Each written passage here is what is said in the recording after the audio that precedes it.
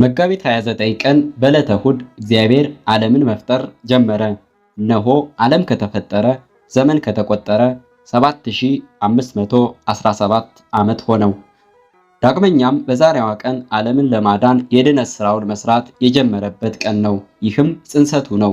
መጋቢት 29 በዕለተ እሑድ ከቀኑ 3 ሰዓት ሲሆን መልአኩ ቅዱስ ገብርኤል ጎንበስ ቀና እያለ ተፈሲ ኦ ምሊተ ጸጋ፣ ተፈሲ ኦ ምሊተ ክብር፣ ከሴቶች ተለይተሽ አንቺ የተባረክሽ ነሽ እያለ ሲያመሰግናት ሲያረጋጋት ቆይቶ ልክ እነሆ ትጸንሻለሽ ሲላት አካላዊ ቃል በማይጸኗ አደረ። የሉቃስ ወንጌል ምዕራፍ 1 ከቁጥር 28። በስመ አብ ወወልድ ወመንፈስ ቅዱስ አሐዱ አምላክ አሜን።